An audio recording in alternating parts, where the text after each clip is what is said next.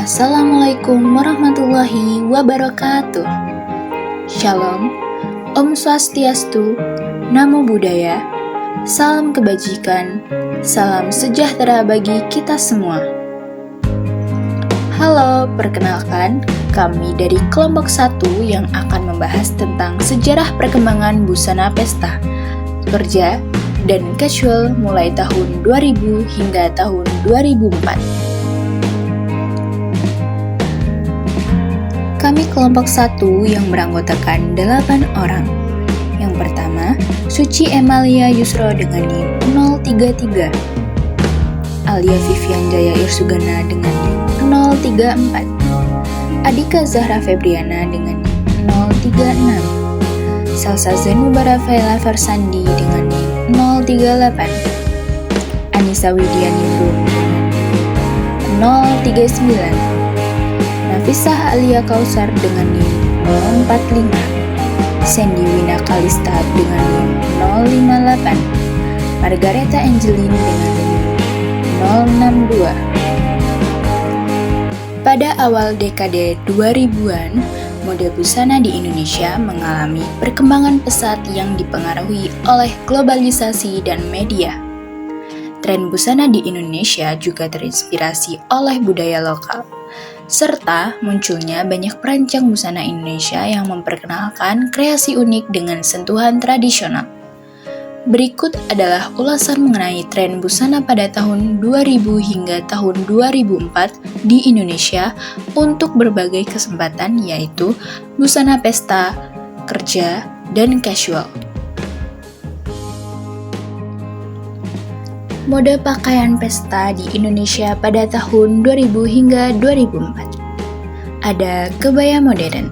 Kebaya menjadi pilihan utama dalam busana pesta, terutama untuk acara formal seperti pernikahan atau acara resmi. Kebaya modern yang lebih simpel dan modis banyak digemari pada masa ini. Desain kebaya tradisional mulai dimodifikasi dengan bahan yang lebih ringan seperti tulle, brokad, dan renda, serta dengan detail paillette dan bordir yang lebih modern. Kedua, ada gaun malam dengan sentuhan Nusantara. Banyak desainer busana pesta yang mulai memperkenalkan gaun malam modern dengan sentuhan etnik. Gaun-gaun ini sering dipadukan dengan kain tradisional seperti songket, batik, atau tenun yang dipadukan dengan desain kontemporer.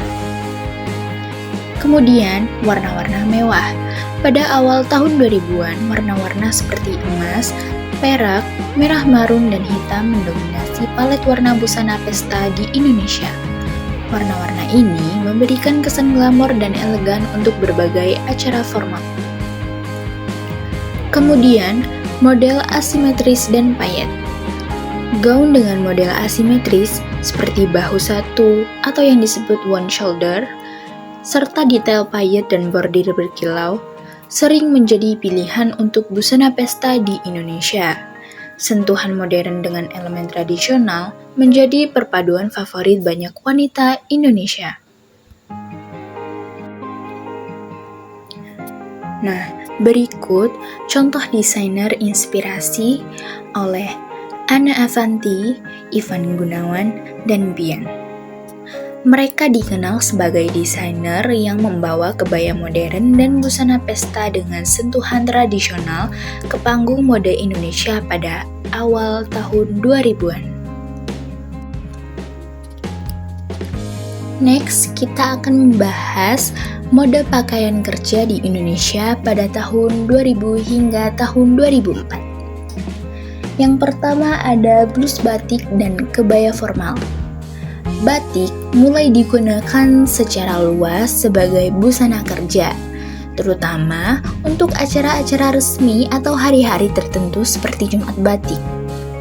Blus batik dengan desain modern atau kebaya formal menjadi pilihan busana kerja yang tetap menunjukkan identitas budaya.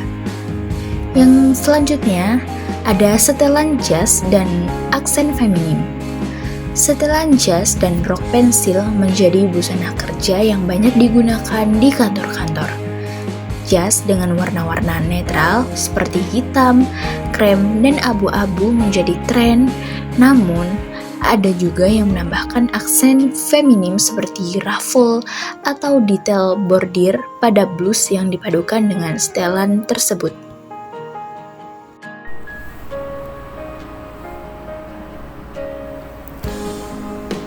Pakaian kerja semi formal. Pada era ini, banyak perusahaan mulai memperbolehkan gaya semi formal di tempat kerja. Busana semi formal seperti blus berbahan ringan, celana panjang bahan, atau rok midi dengan motif batik atau kain tradisional menjadi pilihan yang populer di kalangan pekerja wanita Indonesia. Kerudung untuk wanita karir berhijab.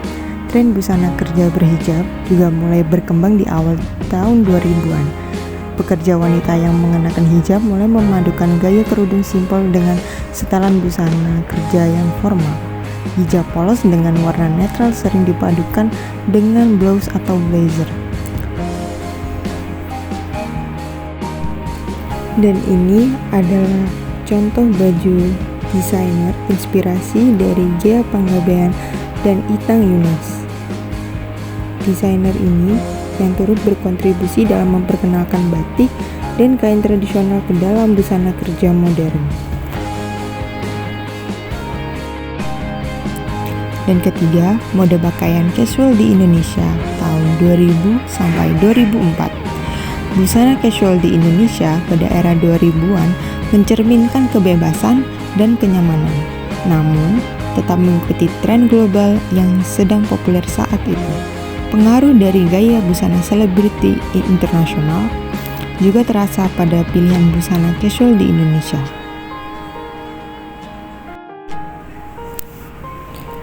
Denim sebagai elemen utama. Sama seperti tren global, denim menjadi elemen utama dalam busana casual. Celana jeans dengan berbagai potongan seperti bootcut, low rise, dan straight leg menjadi sangat populer di kalangan anak muda. Jaket denim juga menjadi fashion item wajib yang sering dipadukan dengan t-shirt atau blus casual. Kombinasi batik casual.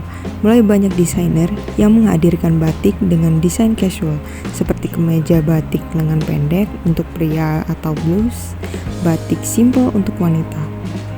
Gaya batik casual ini membuat batik semakin digemari oleh kalangan muda untuk berbagai kesempatan santai. Gaya layering. Tren layering juga muncul di kalangan fashionista Indonesia, menggabungkan beberapa lapisan pakaian seperti kaos, jaket ringan, dan scarf menjadi gaya casual yang populer terutama di kalangan remaja dan mahasiswa.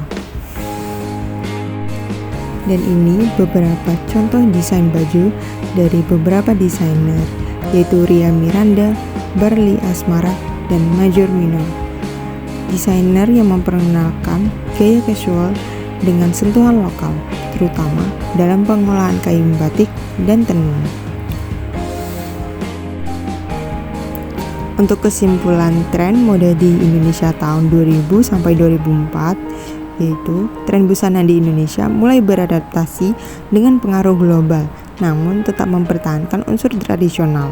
Pada busana pesta, kebaya modern, dan gaun dengan sentuhan etnik mendominasi.